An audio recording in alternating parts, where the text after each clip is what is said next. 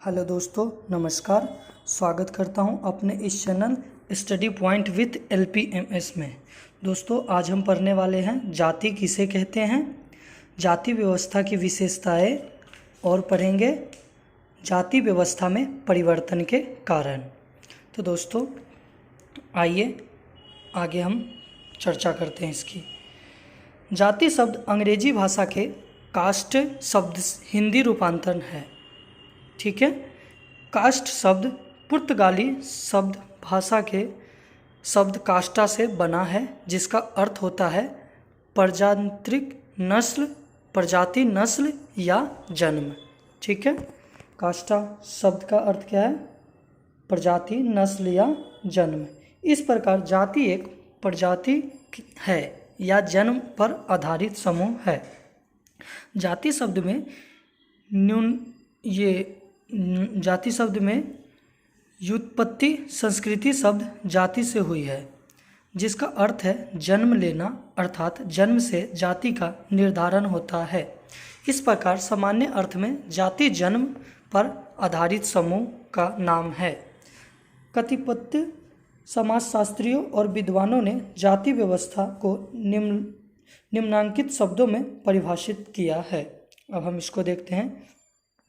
Max weber ने के अनुसार जाति व्यवस्था हिंदू धर्म की मौलिक आस्थाओं की सामाजिक अभिव्यक्ति है तथा इसकी अनिवार्य शर्त यह है परिस्थिति भेद के नियमों एवं प्रतिबंधों का कठोरता से पालन है। इसके अतिरिक्त प्रत्येक जाति ऐसे व्यक्तियों का समूह है जिसकी परिस्थिति जन्म से निर्धारित होती है और वे एक ही तरह के संस्कारों का पालन करते हैं।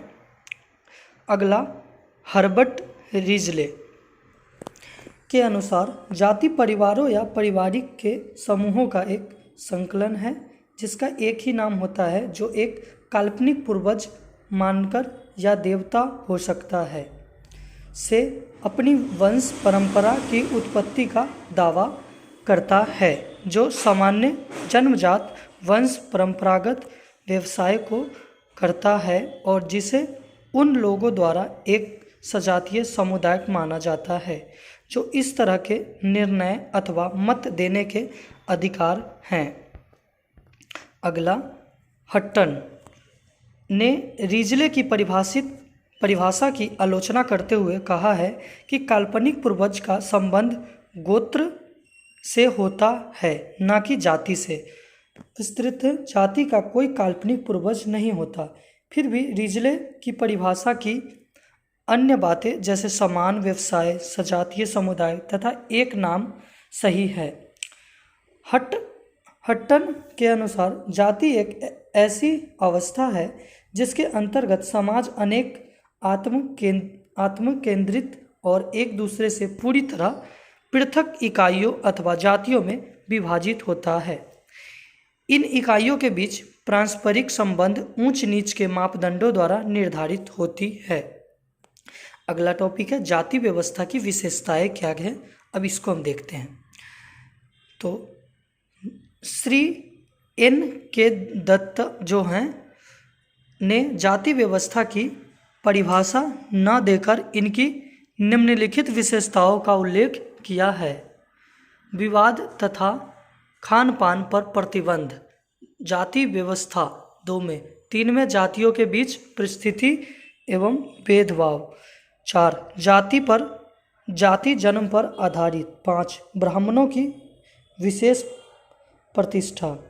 प्रोफेसर घुड़िये ने इस विशेषताओं के अतिरिक्त जाति की कुछ अन्य विशेषताओं का भी उल्लेख किया है। इस विशेषताओं में जाति की संरचनात्मक और संस्थागत विशेषताओं का समावेश है। संक्षेप में जाति व्यवस्था की विशेषताओं का विवेचन इस प्रकार। 1 में समाज का खंडीय विभाजन। जाति व्यवस्था में भारतीय समाज को खंडों में उपखंडों में विभाजन कर दिया है, जिन्हें हम जाति व्यवस्था उपजाति कहते हैं। प्रत्येक जाति के सभी सदस्यों की परिस्थिति, पद, सामाजिक स्थिति, भूमिका तथा व्यवसाय का कार्य निश्चित होता है। इस प्रकार व्यक्ति की पहली निष्ठा जाति के प्रति होती है, उसके बाद समुदाय या अन्य समूहों के प्रति। जाति धर्म के नियमों के विरुद्ध कार्य करने पर सदस्यों को कभी अर्थदंड या जुर्माना देना पड़ता है और कभी तो उन्हें जाति के से बहिष्कार तक ही कर दिया जाता है। ये दंड जाति पंचायतों द्वारा दिए जाते हैं। 2 में संस्तरण। प्रत्येक जाति की अपनी एक परंपरागत परिस्थिति और अस्थायी होती है, लेकिन एक जाति की परिस्थिति दूसरी जाति की तुलना में ऊंची या नीची होती है।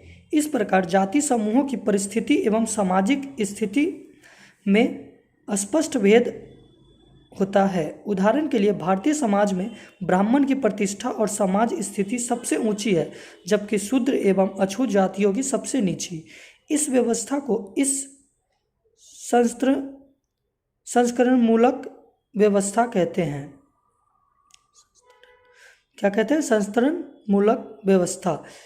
योगेंद्र सिंह ने भारत के में जाति को सामाजिक स्तरण की इकाइयां माना है। 3 में भोजन और सामाजिक सहवास पर प्रतिबंध। भारत एक जाति स्वयं में एक संपूर्ण संप्रभुता संपन्न समूह है, अर्थात जाति व्यवस्था में खान पान और सामाजिक जीवन को अपने जाति समूह तक सीमित रखने का कठोर नियम बना रखा है। इस व्यवस्था के अनुसार अपनी ही जाति के लोगों के हाथ का बना कच्चा और पक्का भोजन सर्वोच्च है। इसके बाद ब्राह्मण के हाथ का बना भोजन खाना स्वीकार्य है। खान पान संबंधी यह नियम सभी जातियों पर लागू होता है। इनके अतिरिक्त अन्य जातियों द्वारा बनाए गए भोजन संबंधी विविध प्रतिबंध है। सामाजिक मेलजोल और सामाजिक संपर्क पर भी प्रतिबंध है। अपनी ही जाति के परिवार के बीच सामाजिक जीवन को सीमित रखने पर जाति व्यवस्था बल देती है। 4 में व्यवसाय का बंधन। जाति व्यवस्था के ये है जाति, ये 1 मिनट दोस्तों, ये था, ठीक है। जाति व्यवस्था के अंतर्गत जाति समूह का व्यवसाय पूर्व निर्धारित रहता है। जाति के सदस्यों के परंपरागत व्यवसाय को छोड़कर अन्य जातियों के करने की स्वतंत्रता प्राप्त नहीं होती है। प्रत्येक जाति एक परंपरागत और वंशानुगत व्यवसाय होता है। उसी के कुछ परिवर्तन इसके जाति के सदस्यों को अपनी जीविका चलानी पड़ती है।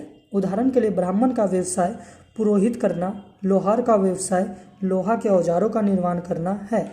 जहाँ तक कृषि और व्यापार का संबंध है, इन व्यवसायों को भारत के विभिन्न भागों में विभिन्न जातियाँ करती है।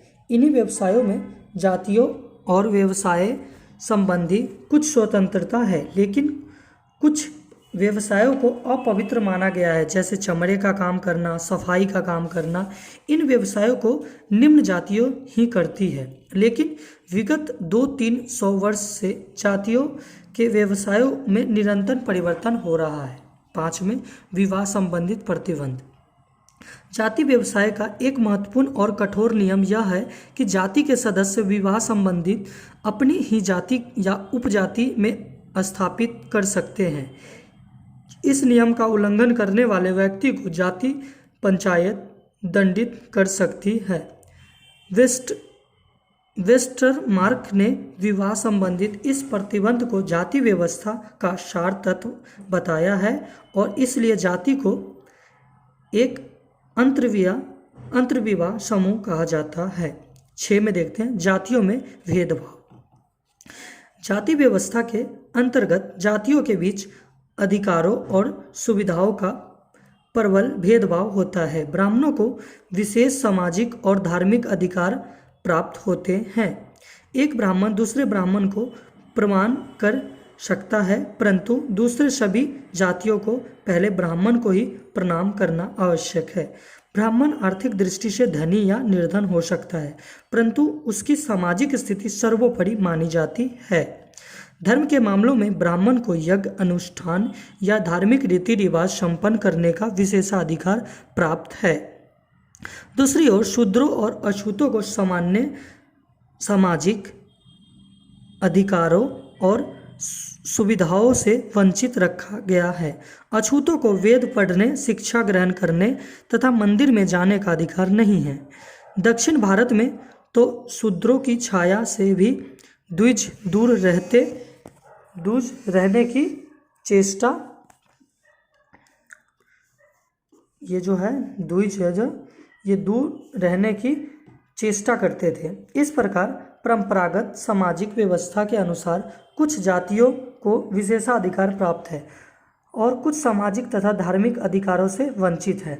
साथ में अंतर्जातीय संबंध के मापदंड, जातियों के पारस्परिक सामाजिक, आर्थिक और सांस्कृतिक संबंध भी जाति व्यवस्था के परंपरागत एवं मापदंडों के अनुसार ही स्थापित होती है। जजमानी प्रथा इसका प्रमुख उदाहरण है। इस प्रथा के अनुसार ग्रामीण समुदाय के प्रत्येक सदस्य को यह पता रहता है कि जाति के साथ समान और किस जाति के साथ बराबरी का मापदंड के आधार पर व्यवहार करना है। इसे किस जाति के साथ निकट का संबंध स्थापित करना है और किसके साथ मैत्री का संबंध कायम रखना है। 8वें, जाति पंचायत। जाति व्यवस्था और इसके नियम का पालन और उल्लंघन के नियंत्रण के लिए जाति पंचायत होती है। ये पंचायतें जाति व्यवस्था की एक प्रमुख विशेषताएं हैं, क्योंकि पंचायतें ही एक और विरोधी आचरणों और शक्तियों को नियंत्रण करती है और दूसरी ओर जाति की एकता को बनाए रखती है। जाति व्यवस्था की उपयुक्त विशेषताएं उस समय पाई जाती थी जब जातियों पर आधुनिक प्रतिमानों के प्रभाव नहीं पड़ते थे, लेकिन विगत 200 वर्षों से जाति व्यवस्था की उपयुक्त विशेषताओं में गुणात्मक परिवर्तन हो रहे हैं और पिछले 3 वर्षों से पहले ही गति काफ़ी तेज हो गई है, जिसका विवेचन हम अगले शीर्षक में करेंगे। अब दोस्तों यहाँ तक कंप्लीट हुआ। अब अगला देखते हैं पॉइंट, ये हमारा लास्ट पॉइंट है, जाति व्यवस्था में परिवर्तन के कारण। भारत में जाति व्यवस्था हजारों वर्षों से चली आ रही है और विभिन्न कार्यों में इनमें गतिशीलता आने के कारण जातियों और उपजातियों की संख्या निरंतर बढ़ती रही है। प्राचीन काल में महात्मा बुद्ध और मध्यकाल में कबीर और गुरु नानक आदि महापुरुषों ने जाति प्रथा के विरुद्ध आवाज़ उठाई, किंतु हिंदू जाति व्यवस्था विघटित होने के स्थान पर पहले से अधिक सुदृढ़ होती चली गई। मध्य युग में अपने धर्म एवं संस्कृति की रक्षा के नाम पर जाति व्यवस्था और अधिक जड़ तथा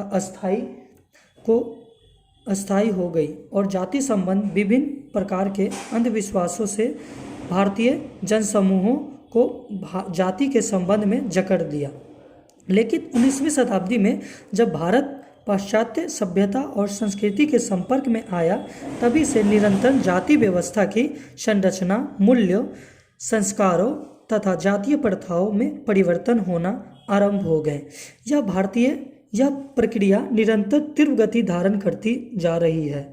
जाति व्यवस्था में इस परिवर्तन के अनेक कारण हैं, जिनके प्रमुख कारण निम्नलिखित हैं। 1 में पाश्चात्य संस्कृति का प्रभाव। ब्रिटिश ईस्ट इंडिया कंपनी ने आरंभ में जाति व्यवस्था और परंपरागत हिंदू धर्म को प्रोत्साहित किया और मंदिरों को प्राथमिकता की प्रदान की, क्योंकि ये कंपनी की आय के साधन थी। अतः कंपनी ने प्रारंभिक काल में जाति व्यवस्था अधिक शक्तिशाली हो गई, लेकिन धीरे धीरे ब्रिटिश सरकार ने भारतीय धर्मों के क्षेत्र से स्वयं को पृथक कर लिया, क्योंकि इसे ब्रिटिश शासन के प्रति विरोध की भावना पनपने की आशंका उत्पन्न हो गई। लेकिन दूसरी ओर ब्रिटिश काल में पाश्चात्य संस्कृति पर आधारित आधुनिक शिक्षा संस्थाओं पर का तेजी से के साथ प्रसार हुआ। इन शिक्षक संस्थाओं में सभी धर्मों एवं जातियों के विद्यार्थी एक ही समूह के रूप में शिक्षा प्राप्त करते थे। ब्रिटिश शासन से पूर्व भारत में शिक्षा धर्म से संबंधित थी।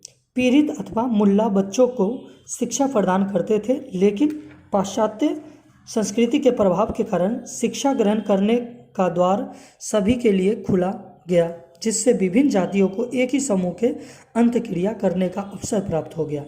इतना ही नहीं, इन शिक्षण संस्थाओं के माध्यम से भौतिकवाद और उदारवादी विचार भी प्रसारित होने लगे, जो कि जाति व्यवस्था के सर्वथा प्रतिकूल थे। शिक्षित भारतीयों ने पाश्चात्य शिक्षा और संस्कृति को ग्रहण करके एक नई जीवन शैली को ग्रहण कर लिया, जिसका जाति व्यवस्था पर अगाध प्रभाव पड़ा। अब देखते हैं दूसरा, आधुनिक सभ्यता का प्रभाव। पाश्चात्य संस्कृति के साथ आधुनिक सभ्यता का भी व्यापक प्रचार भारत में हुआ।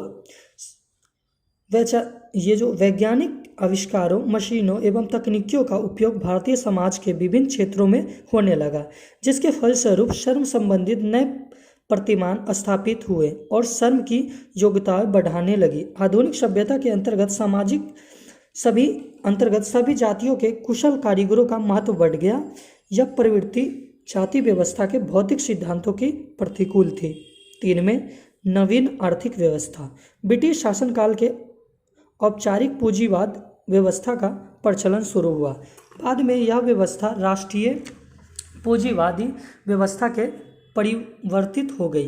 पिछले कुछ दशकों से मिश्रित अर्थव्यवस्था प्रचलन में है, लेकिन अंतर्गत उत्पादन के कुछ साधनों और पूंजीपतियों का स्वामित्व है तथा कुछ साधनों का राज्य का प्रभुत्व है।